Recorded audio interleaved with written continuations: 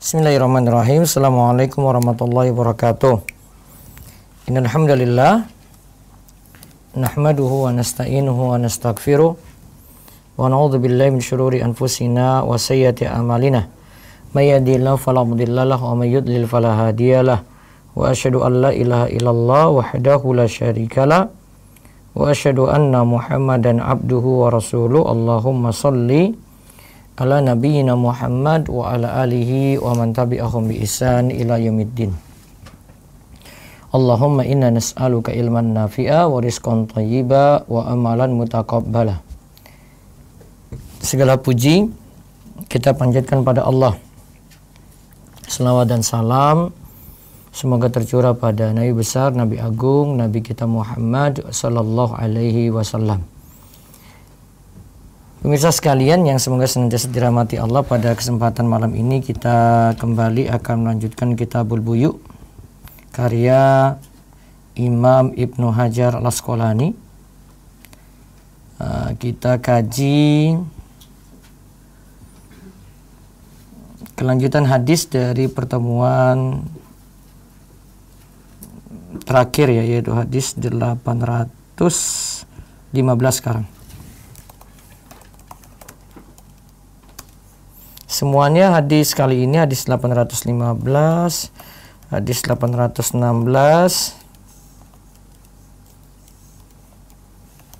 hadis 817 tentang pengelabuan dalam jual beli ya.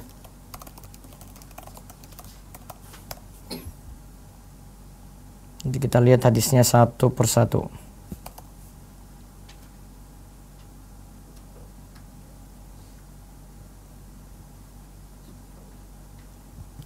Ya, saya baca.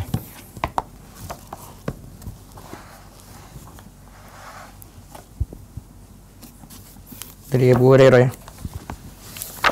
Kalau terjemahan itu hadis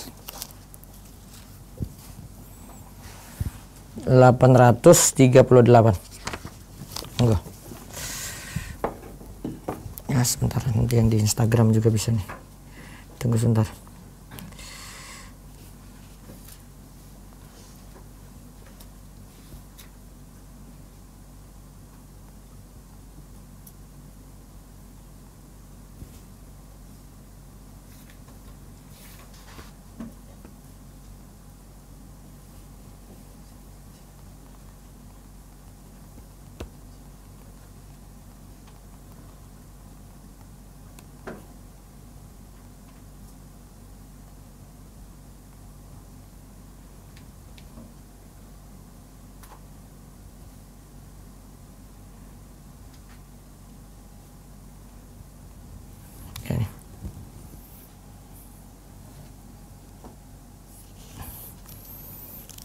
Saya bacakan hadisnya.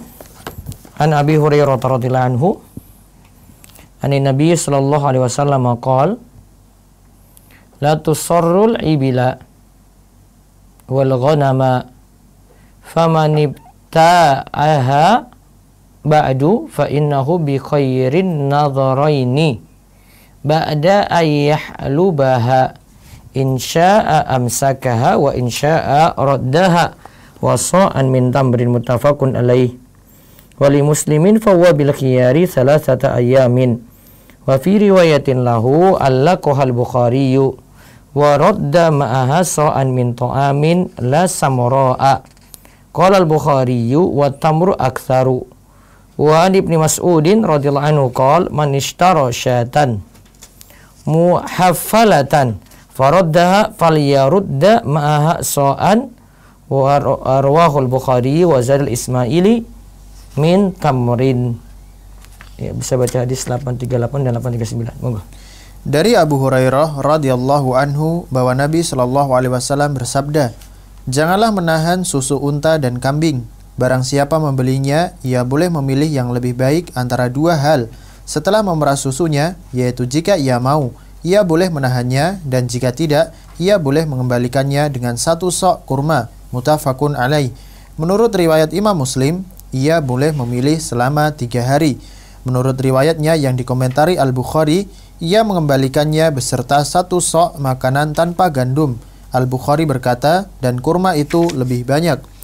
Dari Ibnu Mas'ud radhiyallahu anhu berkata, barang siapa membeli seekor kambing yang penuh susunya, tidak diperas, lalu ia mengembalikannya, maka hendaknya ia mengembalikannya beserta 1 sok. Diriwayatkan oleh Al-Bukhari. Al-Ismaili menambahkan 1 sok kurma. Nah, dari Abu Hurairah radhiyallahu anhu, dari Nabi sallallahu alaihi wasallam, ia bersabda, la tusarul ibila wal ghanama,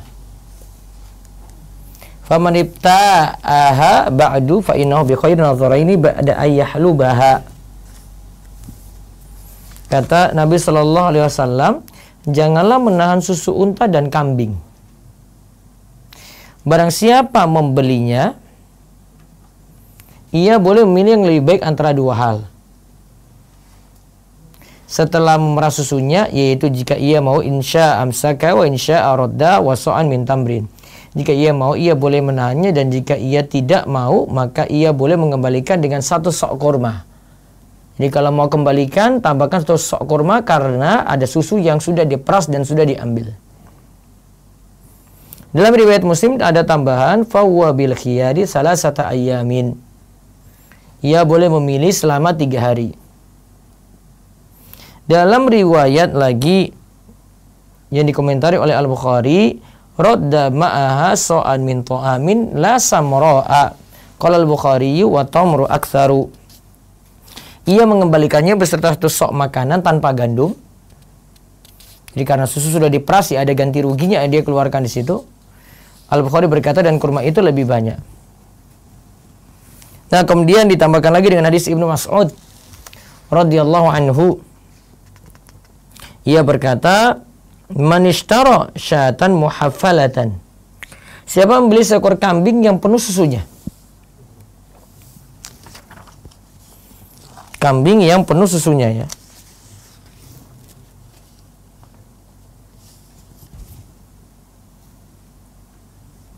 Ya, di sini penuh susunya. Kemudian dia tidak peras, lalu ia mengembalikannya, maka hendaklah dia mengembalikan beserta 1 sok. Yang dimaksud 1 sok di sini adalah 1 sok kurma.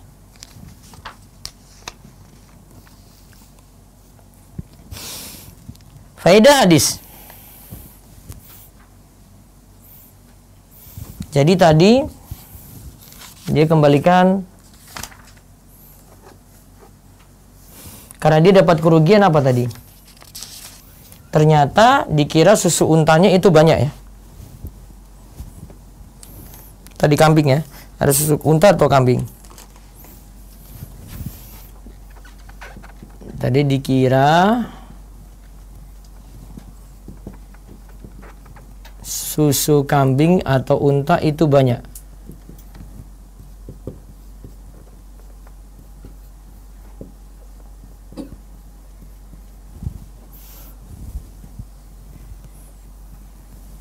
Kenyataannya tidak, ya.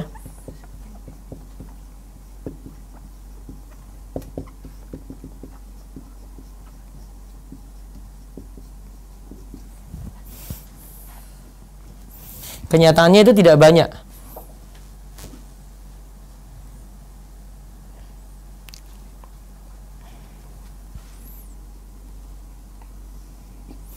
Berarti sini rugi sebenarnya.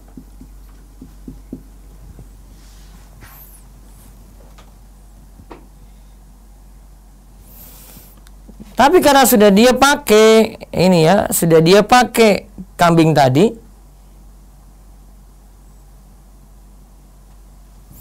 ya, kalau dia mau, ya dia bisa tahan. Kalau dia mau kembalikan sekarang, kan sudah dia pakai.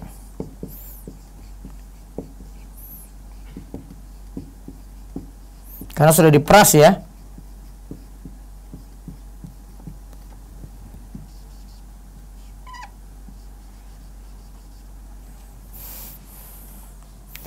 Maka kalau sudah dimanfaatkan cukup tadi kembalikan tadi kambing, ya, plus 1 sok kurma. Nanti, ya, kambing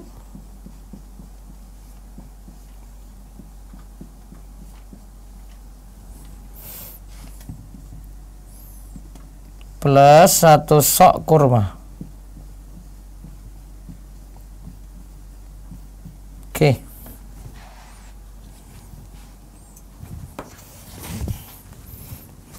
Jadi diingat ya, jadi saat beli kambing, kerugiannya itu kerugian saat beli kambing ternyata susunya tidak banyak. Sebelumnya susunya ditahan oleh si penjual. Jadi ketika dibeli itu susunya kelihatan banyak.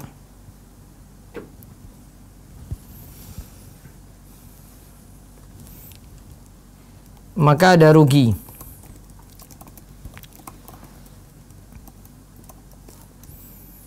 Nah, tadi kambing tersebut boleh dikembalikan, tetapi dengan tambahan 1 sok kurma.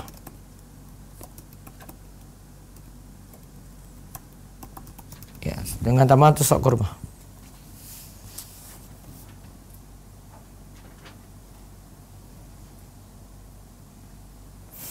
Nah, sekarang faedah hadis yang kita ambil. Ingat ya, ini pengelabuan dalam jual beli.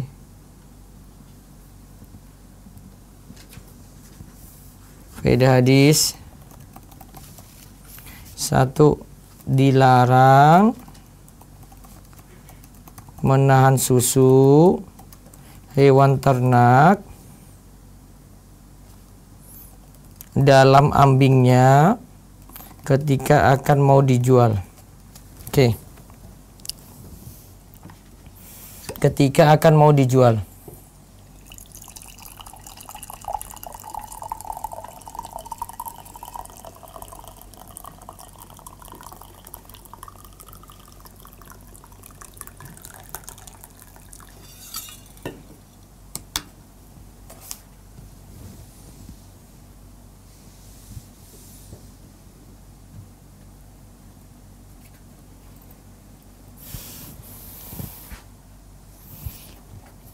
Nah, namun kalau bukan maksud untuk dijual, karena ada tujuan misalnya ingin dikumpulkan saja,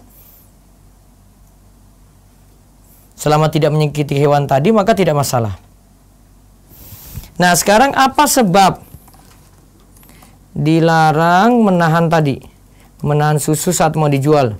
Menahan susu di ambing saat mau dijual.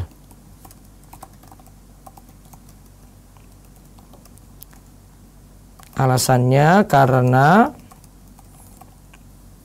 adanya gish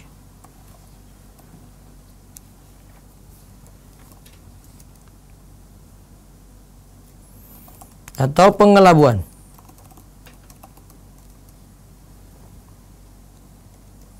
Hingga memakan harta orang lain dengan cara yang batil. Hingga memakan harta orang lain dengan cara yang batil.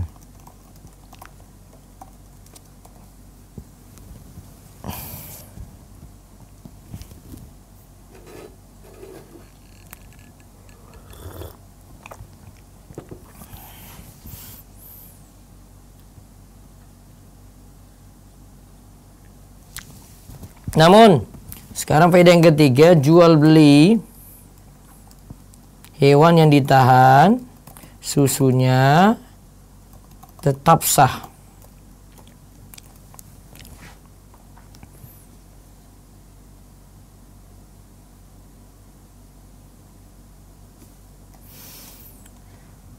Sekarang untuk pembeli ya, untuk pembeli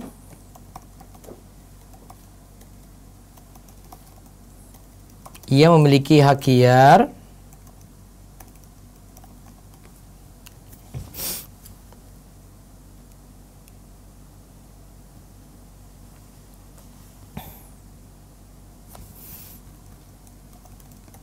atas pembelian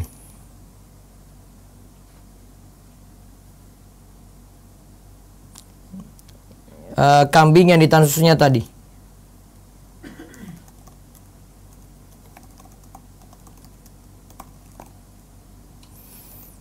yaitu bisa menahan kambing tersebut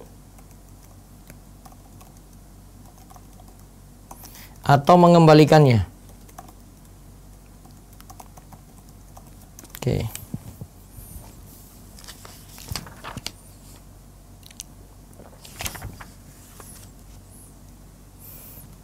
Jadi ada khiyar ya. Khiyar itu keadaan di mana seorang itu memutuskan untuk melanjutkan atau membatalkan. Nah, misalnya ada namanya khiyar majelis ya. Misalnya ada kita di kasir nih, ini sudah bawa barang, tumpukan keranjang, bawa di situ, terus kebetulan uang hanya 200.000, sedangkan belanjaan total 400.000, maka ada yang, oh maaf bu, ini saya nggak jadi beli, ya itu, saya nggak jadi beli berarti memutuskan untuk tidak jadi. Kalau dia lanjut itu berarti akadnya jadi berlanjut. Nah, ketika ada pilihan mau lanjut atau tidak tadi itu namanya khiyar, itu namanya di situ khiyar majelis.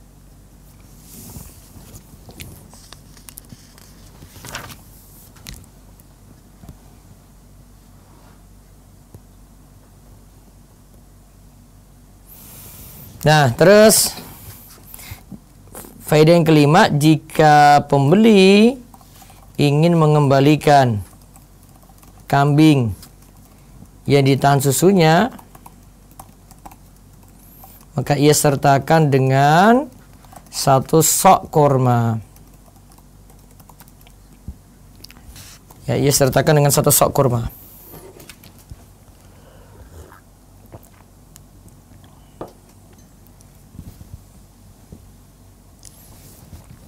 Nah, ini sebagai kompensasi dari susu yang ada di ambingnya. Karena bisa jadi banyak, bisa jadi sedikit ya.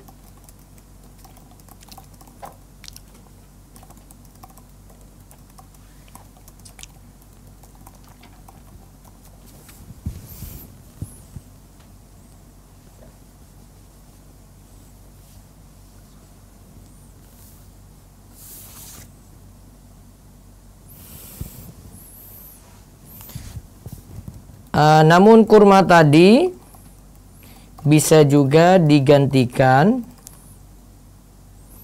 dengan makanan yang ada di negerinya.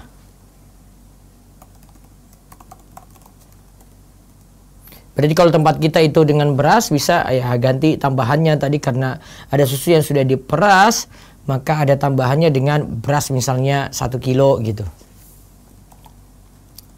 Oh, kalau ini 1 sok berarti sama dengan 3 kilo ya. Taruhlah beras 3 kilo.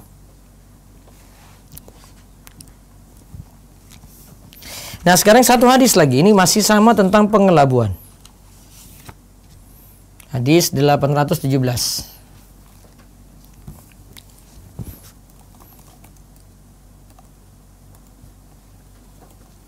Baik, saya bacakan hadisnya. An Abi Hurairah radhiyallahu anhu anna Rasulullah sallallahu alaihi wasallam marra ala suburati ta'amin fa adkhala yadahu fiha fanalat asabi'uhu balalan faqala ma hadha ya sahibat ta'am qala asabathu as-sama' ya Rasulullah qala afala ja'altahu fawqa ta'am kay yarahu an-nas man ghasya falaysa minni rawahu Muslimun. Dari Abu Hurairah radhiyallahu anhu bahwa Rasulullah Shallallahu alaihi wasallam pernah melewati sebuah tumpukan makanan. Lalu beliau memasukkan tangannya ke dalam tumpukan tersebut dan jari-jarinya basah. Maka beliau bertanya, "Apa ini wahai penjual makanan?" Ia menjawab, "Terkena hujan wahai Rasulullah." Beliau bersabda, "Mengapa tidak engkau letakkan di bagian atas makanan agar orang-orang dapat melihatnya? Barang siapa menipu, maka ia bukan termasuk golonganku." Diriwayatkan oleh Muslim. Man ghasya falaysa minni. Kata Nabi SAW, siapa yang melakukan gish, pengelabuan, maka dia tidak termasuk golonganku. Tadi di awal disebutkan dari Abu Hurairah radhiyallahu anhu, Rasulullah sallallahu alaihi wasallam itu lewat pada orang yang menjanjakan makanannya. Subrah, ala subrah.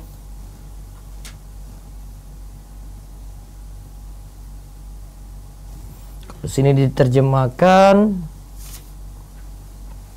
tumpukan ya, tumpukan makanan. Kemudian Nabi SAW masukkan tangannya di dalam tumpukan makanan tadi. Maka Nabi SAW mendapati bagian yang basah. Kemudian beliau katakan, ini ada apa ini? Tanyakan pada si penjual. Kemudian penjual itu menjawab, as-sobat hussama. Makanan tadi yang basah itu kena hujan semalam. Kemudian Nabi SAW katakan, afala ja'altahu fawqat ta'am kayyarahun nas. Kenapa tidak kamu taruh saja yang basah itu di luar biar orang-orang itu bisa lihat? Kemudian Nabi SAW mengatakan, man ghosya falaysa minni. Siapa yang mengelabui kami, ia tidak termasuk golongan kami.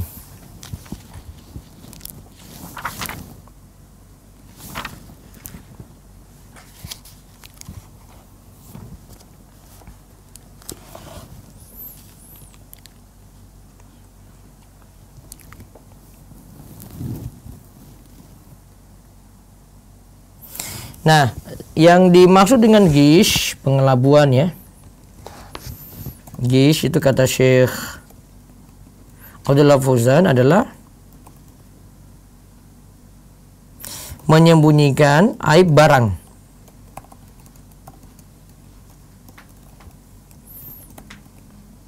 atau upah. Aib yang dimaksud ini adalah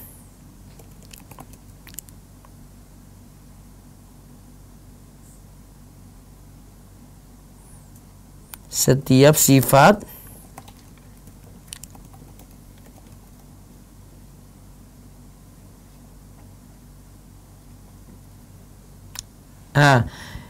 aib itu adalah setiap sifat yang jika seseorang itu tahu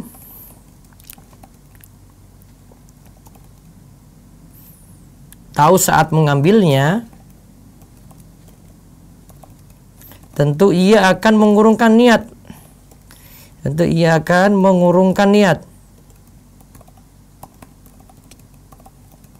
Untuk mengambil. Jika orang tahu itu cacat, dia nggak mau ambil gitu. Tapi setelah dia pergi baru, ini ternyata ada yang cacat nih, saya dikelabui. Nah, itu namanya ghish.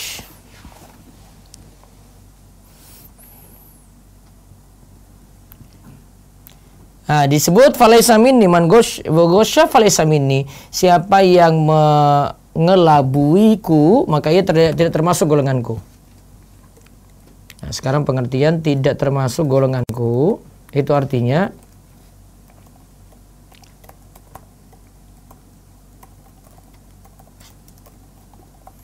berarti tidak mengikuti petunjukku.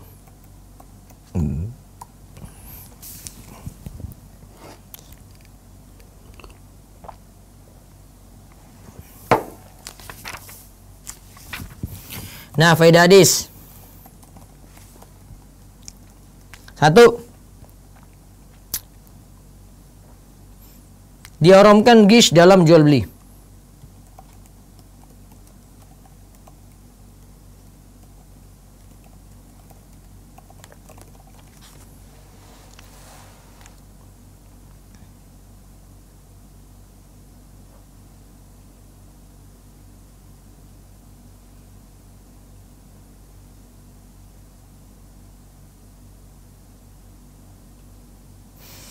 Nah, kemudian yang kedua,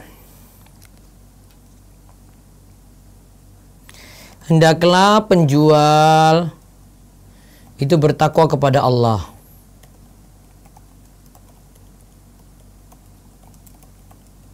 Agar ia tidak terjatuh dalam ghish. Tidak terjatuh melakukan ghish.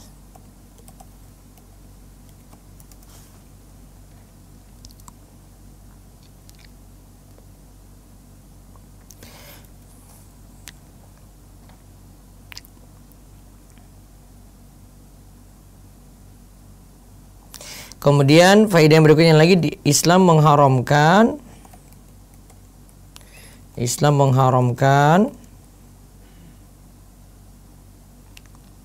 menyembunyikan aib.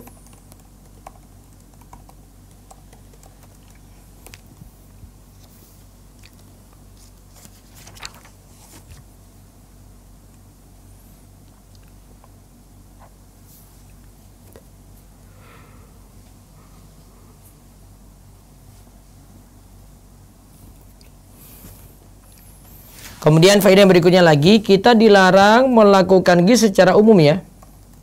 Bukan hanya dalam jual beli.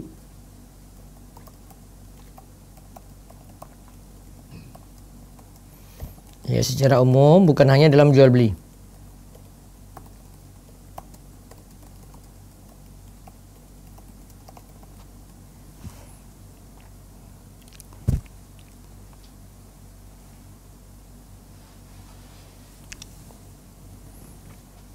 Ya, wallahu a'lam bishawab. Itu yang kita bahas untuk malam hari ini.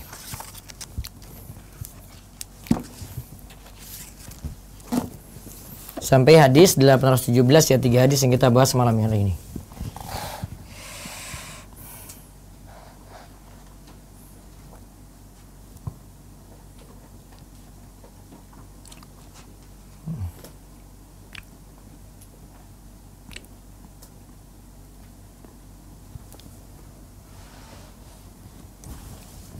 Ya, baik, saya buka sesi tanya jawab. Silakan dari Zoom langsung aja, dari Resen monggo.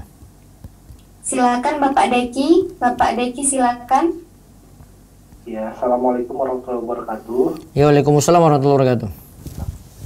Apa Pak Ustadz mau menanyakan tentang transaksi pembiayaan dalam bank syariah nih Pak Ustadz. Saya masih awam ya Pak di bank KPR, pengajukan KPR Pak.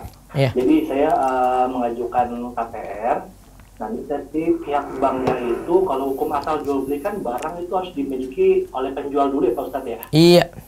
Nah ini tapi dalam kenyataannya praktiknya itu barang rumahnya mau saya beli itu masih tetap milik penjual. Nah pihak banknya itu melakukan akad murabah dengan saya, tapi sebelum akad murabah itu ada akad wakalah atau perwakilan dari pihak bank kepada saya sebagai nasabah.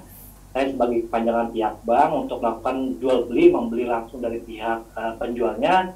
Namun dari pihak banknya itu setelah pembiayaan itu cair masuk ke rekening saya, baru di rekening saya, di debit rekening saya untuk langsung dibayarkan ke rekening penjual. Itu apakah murni jual beli atau gimana ya Pak Ustadz? Saya agak kurang paham juga Pak Ustadz. Terima kasih Pak Ustadz. Kesalahannya dua. Pertama, yang pertama itu bank tidak memiliki barang. Murabahah harus memiliki barang dulu. Betul Pak Ustadz. Ya.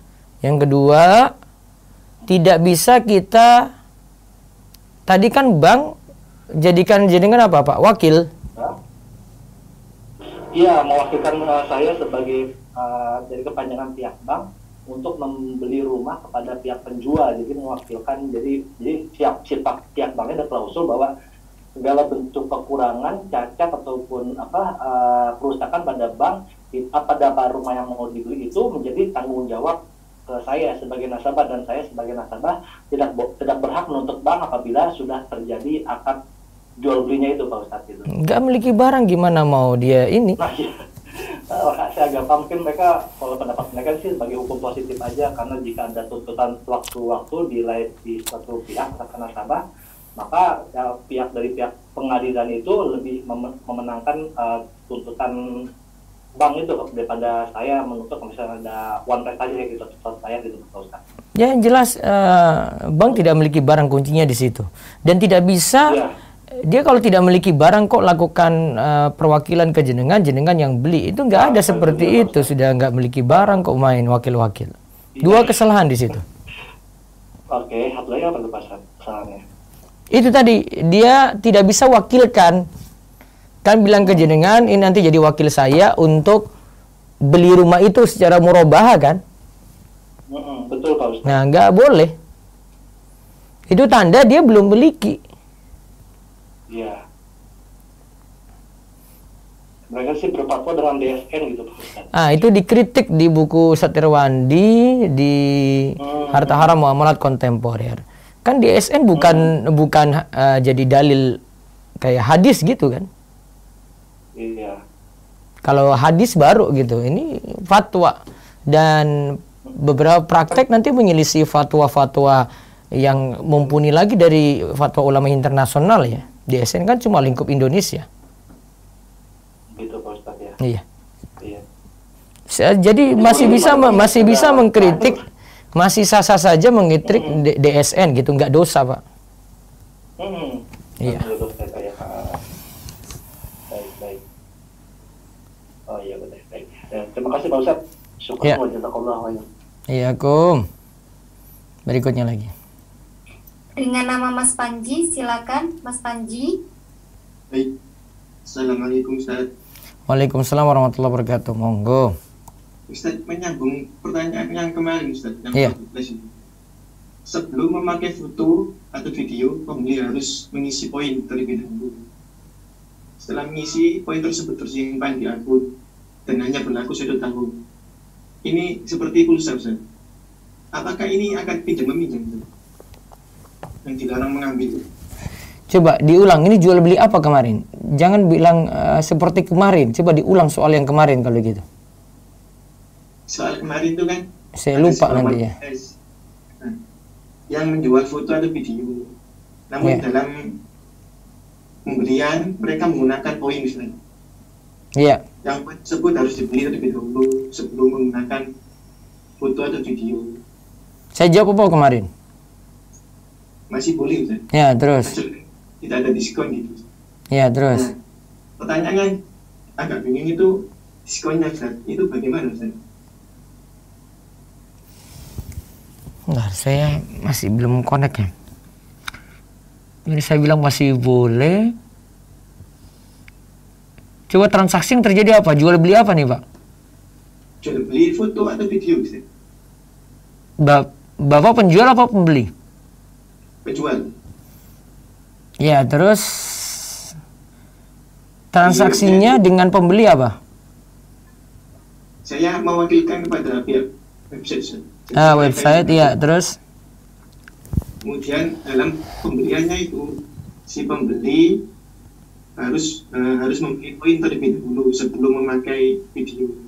Nanti dari poin tersebut diberikan ke video atau foto Ustaz.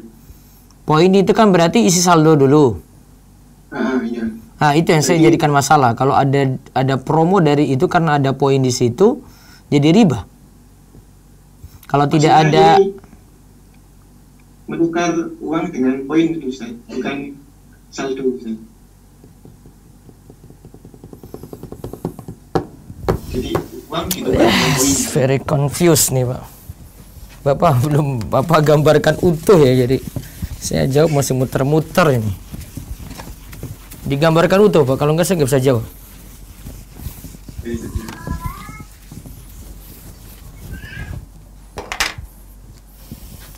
Foto, taruhlah foto, kita nggak usah bahas video. Terus, Betul ya. Bapak penjual, Ya penjual. ada website sini web. Terus, Ya, yang jadi wakil saya. Ustaz. yang jadi apa? Wakil saya. Iya, terus mau beli ini caranya gimana? Pembeli harus membeli poin. Pembeli harus membeli poin kan? Ya, Beli poin ini bagaimana caranya? ya lewat uang Ustaz. Uang gitu dan poin Ustaz. Transfer ke mana? Ke web.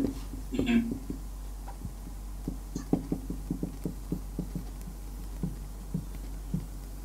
Gitu ya?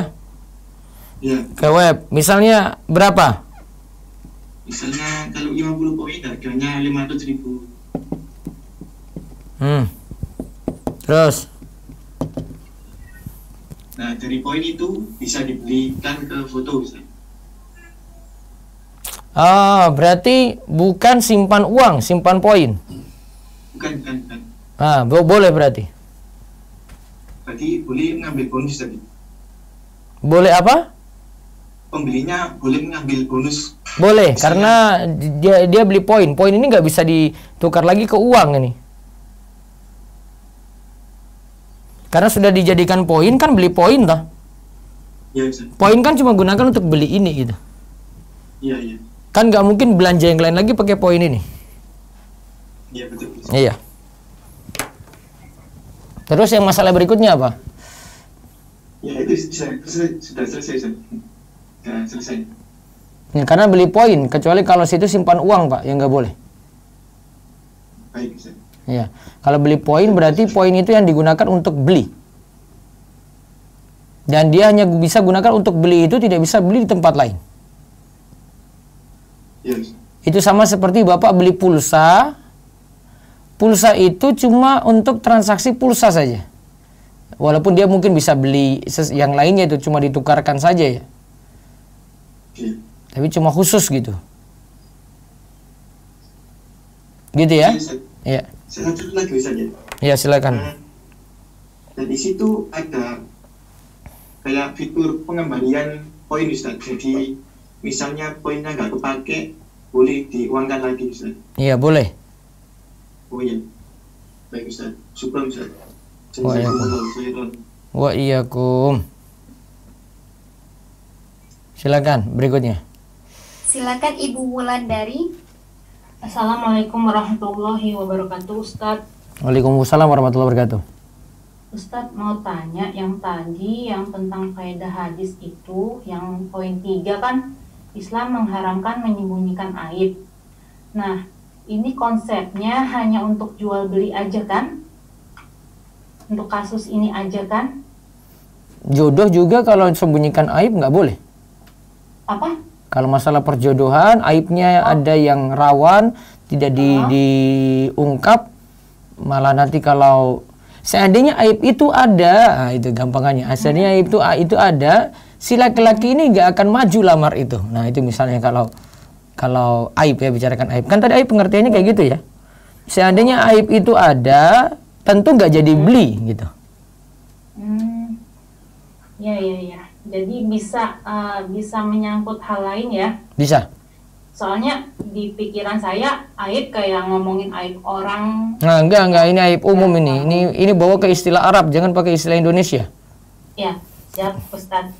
Lalu Ustadz nanya lagi, untuk materi yang ini yang tadi pagi yang tentang kan sebaiknya wanita itu lebih baik banyaknya di rumah, kecuali keluar kalau lagi ada hajat aja kan? Iya. Nah, kalau misalnya hajatnya itu berupa kajian ya Ustadz, tapi kajiannya malam misalnya jam 8 offline, itu sebaiknya pengambilan keputusannya datang atau enggak Ustadz? Sudah nikah apa belum? Jomblo. Kalau jomblo, online aja deh. Oke, baik. Satu lagi Ustadz. Iya. Ustadz pernah kalau kita nulis di catatan atau di buku pakai pulpen merah itu tidak apa-apa atau ada larangannya nggak sih? Kenapa tanya seperti ini? Karena saya pernah baca buku kitab tentang itu, Thalabul Ilmi gitu, katanya kalau nyoret-nyoret pakai tinta warna merah di suatu buku itu kayak mengikuti Yunani atau Romawi ya, saya lupa. Kayak Asalnya gitu. masih boleh, selama Masih boleh. tidak ada larangan tegas. Oh, baik Ustadz, terima kasih. Jazakallahu khairan. Wa iyyakum. Berikutnya lagi. Silakan Amah Sakif. Amah Sakif, silakan. Assalamualaikum warahmatullahi wabarakatuh. Iya, waalaikumsalam warahmatullahi wabarakatuh. Silakan. Mau tanya soal zakat. Iya. Soal zakat Ustaz. Iya. Kalau misalnya untuk zakat dolar itu, misalnya tahun 2018 kita dihadiahi dolar, nominalnya kalau dirupiahin sekitar 5-10 juta. Nah, uang dolar itu tidak ditukarkan karena tidak ada urgensi. Nah, itu kalau zakat dolar itu gimana ya Ustaz perhitungannya? Sudah bertahan 1 tahun belum? Sudah. Kena 2,5%. Oh, kena 2,5%. Iya. Terus tahun berikutnya gimana Ustaz? Kalau itu masih ada, kena lagi 2,5%. Kalau masih di atas senilai nisab perak sekitar nilai 4 juta lah. 4 juta rupiah. Oh gitu. Buat nisabnya sekitar 4 juta rupiah ya. Nah, Itu dirupiahin dulu, di kurs dulu ya Ustaz ya? pakai standar perak gitu saja ya. 595 gram perak. Saya tadi tetapkan 4 juta lah. Di atas 4 juta berarti uang itu sudah kena zakat. di atas 4 juta sudah kena zakat. Nah, tahun berikutnya misalnya Jadi dolarnya nilainya segitu 4 gitu. juta. Oh. Selandainya tahun berikutnya masih ada lagi dolar tadi belum dipakai-pakai, ya kena lagi 2,5%.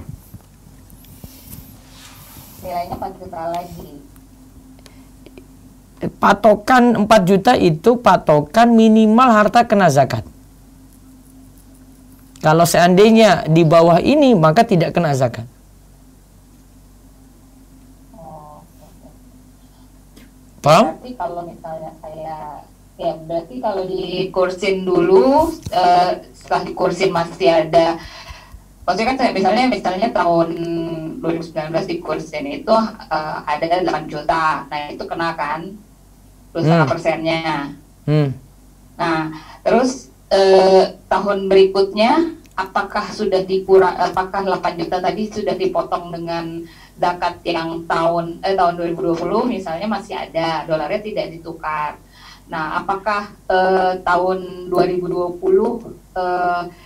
itu dikursin lagi yang penuh dolarnya atau sudah dikurangin dari yang 8 juta? Sudah yang kemarin tetap kena lagi, nggak bisa hilang-hilang, Bu. Jadi bukan, misalnya saya punya uang di tahun pertama 100 juta, sudah kayak saya kena zakat 2,5%, di tahun berikutnya jadi 120 juta akumulatifnya. Bukan nanti kena 20 juta karena 100 juta sudah bayar, nggak kayak gitu. Zakat kalimatnya, coba ingat kalimat ini saja nanti di benak ibu, ingat kalimat ini terus. Zakat itu total simpanan, bukan total pertambahan. Kalimatnya mudah dipahami ya. Total simpanan. Sekarang total simpanannya di bulan Rajab 1442 Hijriah 100 juta. Tahun depan nih ya, tahun depan jadi 200 juta. Berarti tahun ini kena zakat 100 juta, tahun depan kena zakat 200 juta. Tambah lagi akumulatifnya jadi 300 juta, kena lagi 300 juta gitu. Jadi nggak ada pertambahan yang dihitung. Jadi jangan hitung tambahan, Bu. Jadi jangan juga pernah hitung zakat itu hitung gaji yang masuk. Nggak usah hitung gaji masuk. Masuk keluar ibu nggak hitung. Tersimpan berapa saja gitu. Gampang. Mudah. Orang Indonesia ini aja agak bingung. Iya. Kita ini orang Indonesia terlalu ruwet mikir zakat itu. Nggak usah hitung masuk keluar. Tuh tersimpan berapa itu. Makanya kalau ini gara-gara zakat profesi juga ini rusaknya zakat profesi, nggak tepatnya ini kayak gini nih, orang pikirannya cuma hitungan masuk. Zakat ibu punya gaji misalnya 5 juta, simpanan ada 300 juta, masa 5 juta kena 300 juta nggak kena? Itu adil kayak apa kayak begitu? 300 juta itu saya incar itu. Kalau saya jadi petugas zakat, saya incar 300 juta. 5 juta ini apaan? 2,5%-nya cuma hidupi orang berapa? Itu 300 juta tuh. Ya, intinya jadi gampang, Bu. Ingat aja, hitung dari simpanan. Jangan hitung dari pemasukan. Ibu nggak akan bingung. Salahnya orang Indonesia itu dikira zakat itu pemasukan yang dihitung. Itu. Makanya zakat profesi nggak tepatnya di situ. Simpanan kita ya. Iya. Makanya dari dulu saya nggak setuju zakat profesi karena itu. Masa 5 juta gaji, tuh simpanan di rekening 300 juta tuh. Masa orang miskin dihidupi 2,5% dari 5 juta, yang 2,5% dari 300 juta, enggak. Adil tuh kayak gitu. Nggak adil kan? Orang miskin tetap miskin gitu. Si kaya simpan terus. Iya. Gimana orang miskin mau makmur? Kecuali kalau ibu nggak ada simpanan ya, gaji 5 juta. Ustaz, saya nggak ada simpanan Ustaz, semuanya habis di utang. Ya sudah, memang bukan orang kaya. Paham, Bu? Iya. Simpel mikir zakat sebenarnya. Iya. Sederhana sekali gitu. Ya, tersimpan itu tidak terpakai-pakai, maka itu yang nominal itu. Itu. Iya. Oke, iya. Nah, Ustaz, satu lagi Ustaz. Iya. Mau tanya soal haid nih Ustaz. Misal ada seorang itu dia kelelahan, gampang kelelahan karena memiliki satu penyakit tertentu. Nah, sekitar jam 10 pagi gitu dia tertidur, kemudian baru terbangun sekitar setengah 1 atau jam 1 siang. Nah, pada saat dia terbangun, ternyata dia haid. Itu apakah nanti setelah dia sudah bersih dari haid, apakah dia harus mengqadha sholat zuhur yang terlewat itu, Ustaz? Ada dua kemungkinan. Dia haid bisa jadi sebelum zuhur, bisa jadi sudah zuhur. Sesudah zuhur masuk. Iya kan? Tapi yang yakin, iya. Tapi yang yakin, yang pasti haidnya setelah zuhur. Karena dia baru tahunya itu setelah bangun tidur. Iya kan? Iya. Berarti tidak qadha. Iya. Tidak ada qadha sholat. Iya. Oh, tidak ada qadha sholat. Walaupun kondisinya seperti itu ya. Iya. Sama seperti misalnya ibu gini. Maghrib. Sebentar. Asar itu jam 5 dicek itu belum keluar darah haid. Tapi ketika buka puasa setengah 7 cek lagi, ternyata darah haid sudah keluar. Ada dua kemungkinan. Keluarnya sebelum maghrib, bisa jadi keluarnya sesudah masuk maghrib. Tapi yang ibu tahu pasti, keluarnya setelah masuk maghrib. Berarti puasa ibu sah. Itu cara hitungnya kayak gitu, Bu. Karena yang yakinnya ibu pakai patokan. Saya baru tahu habis maghrib kok. Setelah maghrib masuk. Yang sebelumnya saya nggak tahu. Yang yakinnya yang ibu ambil. Oh, iya. Jadi yang ininya aja ya Ustaz ya. Yang pada saat kita udah melihat. Itu namanya yakinnya ibu. Sedangkan yang sebelum zuhur tadi, bisa jadi saya tidur tuh sudah keluar darah haid. Ya kan bisa jadi. Bisa iya, bisa tidak. Tapi yang pastinya yang mana? Setelah masuk zuhur baru datang haid. Gitu. Itu memahami kayak gini mudah gitu. Yang penting fikihnya, kaidah fikihnya paham, bisa pecahkan masalah itu. Oke, iya. Syukuran Ustaz. Iya. Jazakallahu khair atas penjelasannya. Assalamualaikum. Waalaikumsalam warahmatullahi wabarakatuh. Ya, berikutnya lagi. Dengan nama Fulana, silakan Fulana. Nah, bismillahirrahmanirrahim. Assalamualaikum warahmatullahi wabarakatuh. Waalaikumsalam warahmatullahi wabarakatuh. Ustaz, jadi gini, Ibu Ana kan minjam uang di koperasi, terus ada undangan untuk menghadiri, itu ada uang transportasi. Nah, apakah itu dibolehkan? Ana juga belum kasih tahu ke Ibu, takutnya Ibu ikut, tapi ternyata itu dilarang dalam Islam. Itu koperasi bergerak dalam apa? Simpan pinjam apa usaha? Minjam uang di situ, Ustaz. Simpan pinjam berarti ya? Ya. Berarti kalau ada pinjam, ada saldo di situ, si nasabah atau anggota koperasi tidak boleh ada manfaat. Paham? Paham, Ustaz. Ya. Sekarang coba ditilik dulu, itu dapat uang transport tuh dari apa?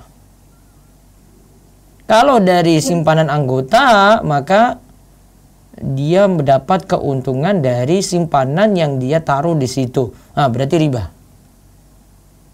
Namun kalau itu di luar dari simpanan tadi, aman-aman saja. Bunganya juga kayak ada bunganya gitu, Ustaz, di situ. Ada apa? Ada apa? Halo, Fulana.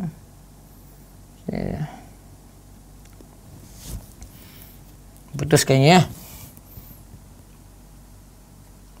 Om bisa ganti dulu ke yang aktif ya.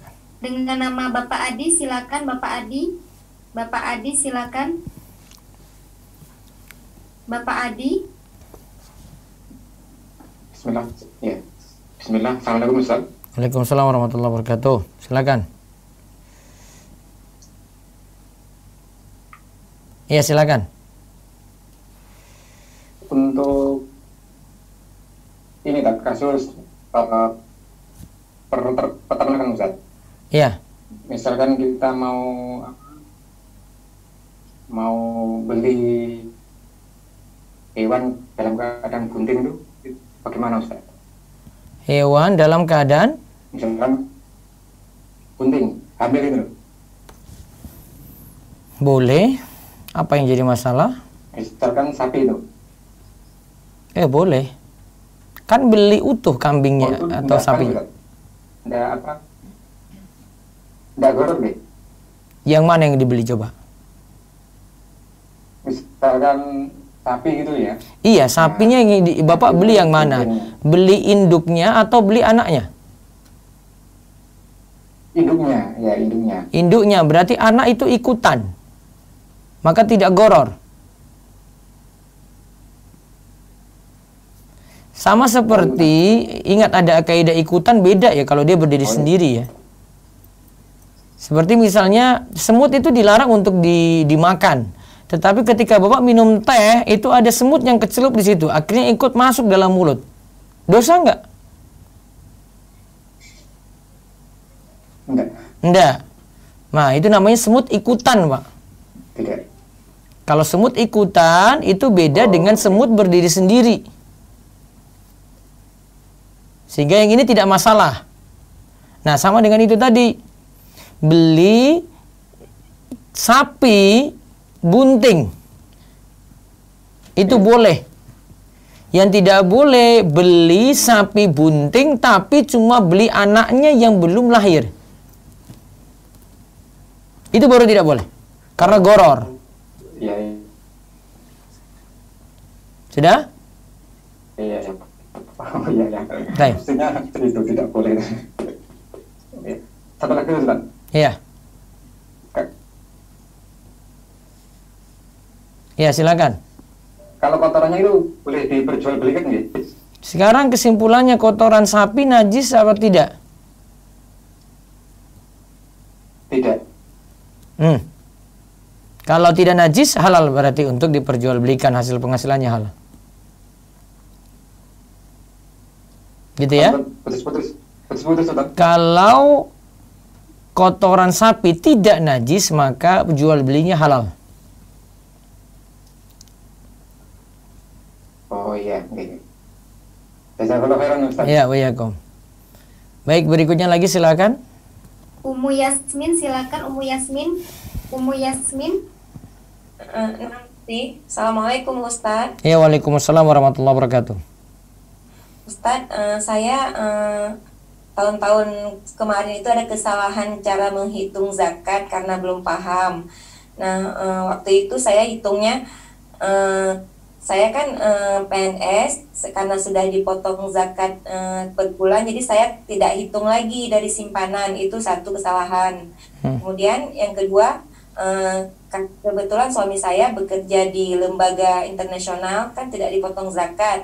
Nah, jadi waktu itu kami setiap bulan gajinya itu kami potong 2,5% gitu. Itu gimana ya Ustaz? Maksudnya kalau yang punya suami ya mungkin lebih ya nggak apa-apa, nggak masalah. Terus yang punya saya itu gimana Ustaz? Apa saya harus hitung ulang? Baik. Simpanan suami sudah dikeluarkan zakat belum? Sudah. Jadi setiap Nggak, ada gaji per bulan. Itu gaji Bu, gaji beda simpanan Bu. Paham simpanan? Iya paham Ustaz, setelah dikeluarkan untuk kebutuhan hari-hari gitu kan. Iya, simpanan ibu setahun gitu. Keluarkan zakat nggak untuk suami? Cara keluarkan, tapi cara mengeluarkannya mungkin salah Ustaz. Makanya biasanya besok begini. Saya tidak pandang, terserah ibu keluarkan tiap bulan 2,5%, monggo deh, itu kecil saja jadi anggap saja sedekah aja deh, gitu aja Bu. Iya, benar. Nah, terus nanti tiap tahun, misalnya ibu tetapkan mau bulan Ramadan, keluarkan zakat. Karena saya nilai ini ibu penghasilannya sendiri, suami sendiri, masing-masing keluarkan zakat sendiri-sendiri. Oh iya. Terus yang punya saya yang salah itu gimana Ustaz? Nanti berikutnya aja, nanti mulai dari tahun ini. Oh, jadi yang sebelumnya nggak apa-apa Ustadz? Ya sudah salah dari ini. Sekarang diperbaiki. Jadi paham hitungannya ya. Yang bukan pemasukan ibu hitung. Nah, simpanan. Simpanan. Suami simpanannya hitung 2,5% sendiri, ibu 2,5% simpanan ibu sendiri. Jangan digabung. Iya, baik. Iya. Ya. Baik Ustaz, jazakallah khair Ustaz. Waalaikumsalam. Berikutnya lagi, Bu Meti. Ibu Meti, silakan Ibu Meti. Ibu Meti. Jika tidak ada Ibu Nilna, silakan Ibu Nilna. Halo, Assalamualaikum. Ya, Bu Meti dulu ya. Ntar Bu Meti dulu ya. Ya, silakan Bu Meti. Nah, Ustaz, kalau yang tadi Ustaz sama mengenai yang tadi zakat itu, Ustaz. Kalau misalnya kita tidak punya simpanan yang simpan setelah 1 tahun yang tadi itu, Ustaz. Tapi kami hanya menyimpan dalam bentuknya emas gitu loh, Ustaz. Apakah tetap di zakat dan misalnya emas itu simpanan udah perolehan tahun yang lalu dan lalunya gitu, Ustaz.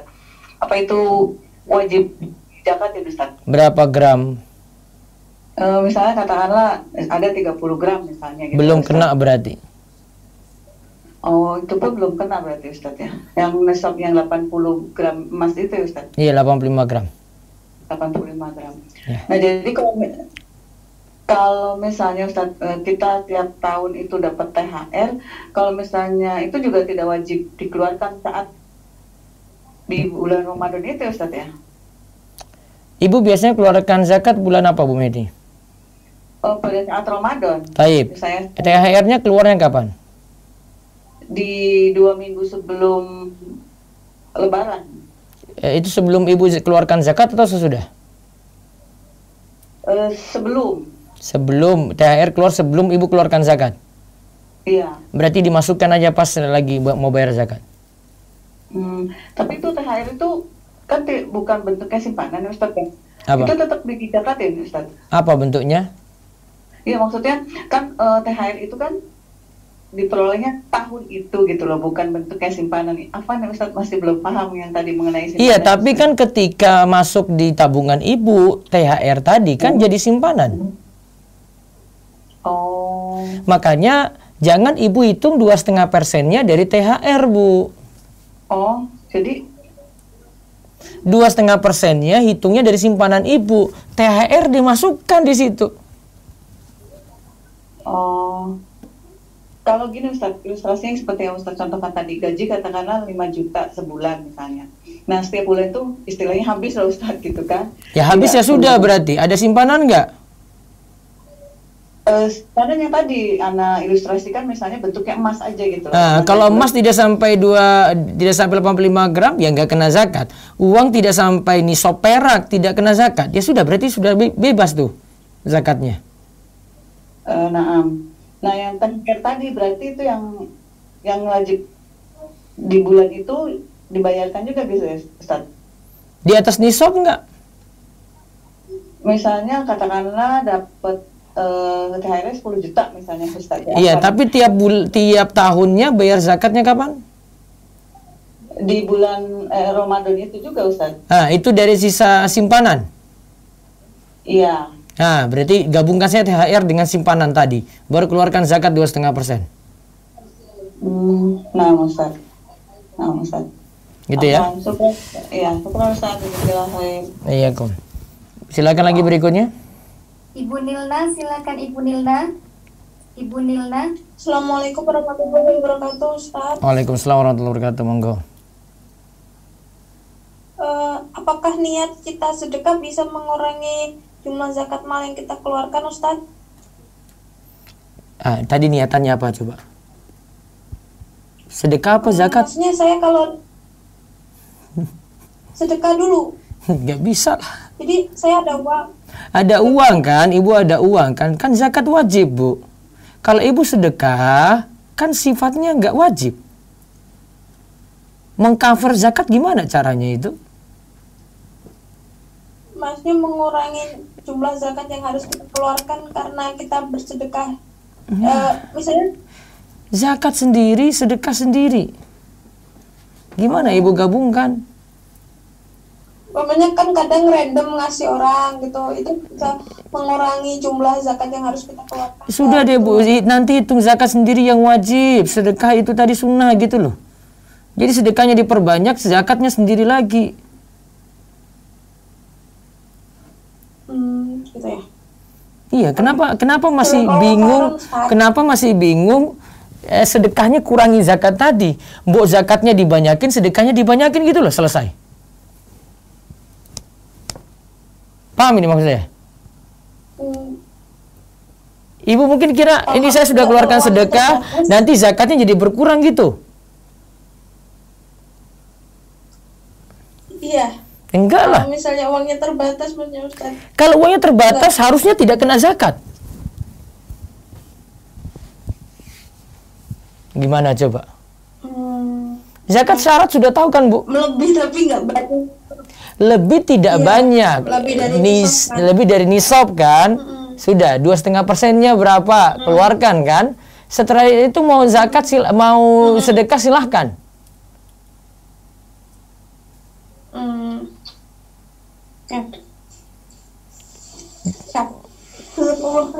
Iya, waalaikumsalam. Satu lagi silakan. Assalamualaikum warahmatullahi wabarakatuh. Waalaikumsalam warahmatullahi wabarakatuh. Siapa lagi? Silakan dengan akun Amah Sakif. Halo, assalamualaikum Ustaz. Waalaikumsalam warahmatullahi wabarakatuh. Assalamualaikum Ustaz. Waalaikumsalam warahmatullahi wabarakatuh. Ya. Saya mau tanya Ustaz. Iya. Soal sujud sahwi. Saya sholat subuh berjamaah, masuk kurang 1 rakaat. Ketika imam salam, saya ikut salam. Nah, jadi kan kurang 1 rakaat tuh. Iya. Nah, saya bangun lagi langsung tambah 1 rakaat. Iya. Nah, pertanyaannya sujud sahwinya sebelum salam atau setelah salam? Kalau keadaan kayak gitu sesudah salam. Sesudah salam, sujud sahwi setelah salam itu salam lagi gak Ustaz? Sujud sahwinya setelah sujud 2 kali itu salam lagi nggak? Iya. Salam lagi. Salam lagi. Jadi iya. 2 kali salam yang pertama itu. Iya. Salam yang kedua. Yang untuk sujud sahwinya tadi. Iya, betul. Jadi 2 kali salam ya Ustaz ya? Iya, betul. Iya. Ya, makasih Ustaz. Jazakallahu khair. Waalaikum. Berikutnya lagi. Ibu Mala, silakan Ibu Mala. Assalamualaikum. Waalaikumsalam warahmatullahi wabarakatuh. Ya Ustaz, jadi pengen nanya juga karena tadi Rami masalah zakat Ustaz. Iya. Kalau seandainya ada orang yang awalnya itu di awal pun dia punya 10 juta, tapi sampai akhir ternyata dia hanya kurang nggak sampai 4 juta. Karena kan tadi nisabnya 4 juta ya Ustaz ya. Berarti dia kan nggak wajib zakat Ustaz ya? Iya. Coba kamera. Nggak wajib. Awal tahun berapa? Awal tahun misalnya 10 juta. Ya. Nah, di akhir tahun dia cuma kan ada 3 juta. Kan Baik. wajib zakat. Ini taruh bulan pertama ya. Ini taruh bulan ke-6, taruh bulan ke-12. Nisab tadi berapa? Pakai perak lah. Taruhlah 4 juta. Ternyata pas bulan ke-6 turun dari 3 juta. Ya. Jadi 3 juta. Tidak kena zakat. Tidak kena zakat. Kemudian pokoknya hitungannya itu 10 juta ini bertahan pokoknya di atas nisab terus sampai pas bulan ke-12. Oh, baik. Berarti misalnya dia turun jadi 5 juta, masih di atas nisab. Ini masih kena 2,5%. Nah, nanti kalau seandainya turun terus sampai udah melewati setahun, baru nanti dihitungnya per tahun awal mulai dari yang 3 juta nambah-nambah itu terus gitu ya? Harusnya nanti misalnya sini jatuh 3 juta toh. Nah, bulan ke-7 ternyata mulai naik nisab lagi 4 juta. Nah, berarti dihitung jadi bulan pertama dari bulan ke-7 ini hitung jadi satu lagi. Oh, berarti ke-7 itu dihitung mulai satu lagi ya? Iya. Sampai bertahan lagi di atas nisab ini. Baik. Jadi intinya ketika dia turun dia jadi tidak kaya. Iya, iya. Ketika dia naik lagi baru beranjak kaya. Namun kalau tabungannya misalnya 40 juta terus ke atas nggak turun-turun sampai akhir tahun, nambah terus ya nggak usah hitung-hitung nisab. Oke. Ya, baik Ustaz. Terus kalau seandainya orang hanya punya tabungannya itu aja Ustaz, 1 tahun dia nggak punya yang lain-lain lagi, berarti tetap harus diambil zakatnya dari yang tabungan itu ya Ustaz ya? Dia nggak punya yang lain-lain. Ya, dia nggak punya yang lain. Jadi misalnya kebutuhannya itu selalu habis, dia hanya punya tabungannya itu aja gitu. Di atas nisab nggak? Di atas nisab. Kena 2,5%. Tetap ngambil yang dari tabungannya itu ya? Iya. Ya? Baik Ustaz, syukur Ustaz, jazakallahu khair. Assalamualaikum Waalaikumsalam warahmatullahi wabarakatuh. Terus berikutnya lagi. Silakan selanjutnya Ibu Santi. Ibu Santi silakan. Assalamualaikum. Ya, waalaikumsalam warahmatullahi wabarakatuh. Ustadz, kalau sawah harta dalam berupa sawah itu kena zakat, apa hasilnya? Hasilnya saja. Oh, kalau sawahnya enggak ya?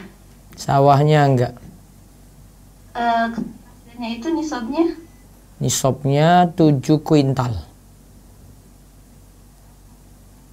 Untuk makanan pokok ya, misalnya beras, 7 kuintal. 7 kuintal itu beras, bukan padi ya? Apa? 7 kuintal itu dalam berupa beras, apa dalam berupa padi? Dalam berupa beras sudah hilang gabah. Itu tuh dihitung kan kalau sawah itu kita setahun 3 kali hasil ya, kalau padi Setiap kali panen. Oh, setiap kali panen. Berarti kalau 3 kali panen berarti 3 kali zakat setahun. Bayarkannya kita misalkan di 1 tahun kan boleh? Enggak.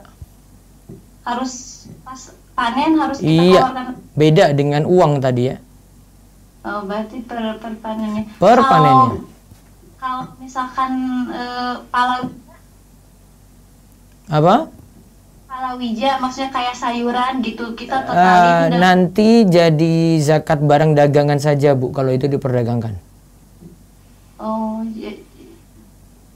jadi totalan hasil kita jual baru kita hitung gitu. Iya, jadi masukin penghasilan ibu aja deh, kayak hitung zakat simpanan tadi, gampang gitu. Gitu ya? Ustaz. Baik, cukup. Ya, berikutnya lagi silakan, sisa 2. Silakan Ibu Raihan. Ibu Raihan silakan. Waalaikumsalam Ustaz. Waalaikumsalam, silakan Pak. Ya, Ustaz, saya jadi bertanya bagaimana hukum mengadopsi kucing Ustaz yang ada pembayaran jasa kayak medis, makanan untuk seperti Nah, Rasulullah SAW an thamani sinaur. Rasulullah SAW melarang dari upah jual beli kucing apapun, jangan pakai alasan adopsi dan ganti uang. Uangnya itu yang masalah. Ada tulisan saya di rumahisa.com baru-baru ini aja. Cari dengan kata kunci jual beli kucing itu ada. Nah, kalau Ustaz. Waalaikumsalam. Assalamualaikum warahmatullahi wabarakatuh. Waalaikumsalam warahmatullahi wabarakatuh. Silakan berikutnya. Ibu Dwi silakan Ibu Dwi. Ya. Ibu Dwi. Jika tidak ada Ummu Yusuf, silakan Ummu Yusuf. Assalamualaikum Ustaz. Saya Ummu Yusuf dari Jerman. Ya. Saya mau tanya Ustaz, kalau tabungan haji kan di sini kalau haji 6.000 euro Ustaz. Ya. Jadi sekitar 100 jutaan. Jadi kalau berdua suami istri 200 juta. Ya. Nah, tabungan haji kan sekarang nggak haji-haji karena corona dari tahun lalu. Ya. Nah, tabungan hajinya ini kita kenakan zakat juga nggak Ustaz? Bisa ditarik lagi nggak tabungan hajinya, Bu? Masih di pribadi. Jadi kalau itu masih di pribadi, bukan di setor kayak di Indonesia itu ada tabungan haji namanya. Kalau tabungan haji. Ini haji dari Jerman, Ustaz. Iya, berarti masih kena zakat, Bu. Oh, jadi tetap dikenakan ya? Iya. Oke, jazakallahu khair. Waalaikumsalam. Baik, Bu Dwi nggak nanya, Bu Dwi? Ibu Dwi, maaf tadi telat mencet ini. Iya, silakan. Assalamualaikum. Waalaikumsalam warahmatullahi wabarakatuh. Iya, saya masih menanyakan zakat profesi yang dibayarkan setiap bulan itu, Ustadz, itu dari gaji yang kita terima atau setelah dikurangi kebutuhan pokok, Ustadz? Itu dianggap sedekah aja deh, Bu. Maksudnya? Gak usah Ibu masukkan hitungan zakat. Walaupun sudah melebihi nisabnya? Ibu ada simpanan nggak? Yang simpanan saya sudah paham, yang zakat profesi, Ustadz, yang setiap bulan. Iya, niatkan sedekah saja. Oh begitu. Ya, karena saya sudah jelaskan tadi, itu masih kurang tepat karena masih hitung dari kotor, Bu. Oke. Karena zakat itu dihitung dari dikurangi kebutuhan pokok, nafkah, terus kebutuhan anak sekolah, kayak itu dikurangi semua, Bu. Akhirnya jadi simpanan yang saya bilang tadi.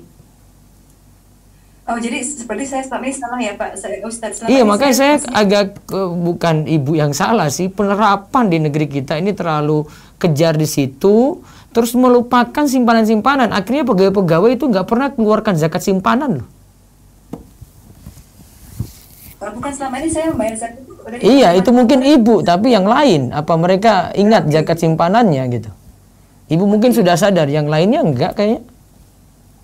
Oke, berarti sebetulnya setelah dikurangi kebutuhan pokok, Ustadz, ya? Pokoknya Ibu keluarkan yang simpanan saja. Kalau tiap bulan sudah dipotong 2,5%, nganggap sedekah saja, Bu. Oh, oke. Itu lebih aman ya. Ya. Ya, jazakallah khair. Waalaikumsalam. Baik, demikian yang kita bahas untuk malam ini, mudah-mudahan manfaat.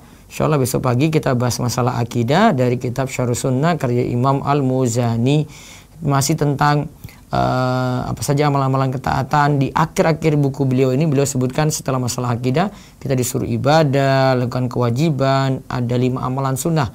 Kalau tidak salah nanti akan beliau sebutkan, nanti akan saya rinci pada pertemuan besok pagi jam 6:30 sampai jam 6:30. Demikian kita cukupkan, kita tutup dengan doa kafaratul majlis. Subhanakallahumma bihamdika, asyhadu an la ilaha illa anta, astaghfiruka wa atubu ilaik. Assalamualaikum warahmatullahi wabarakatuh.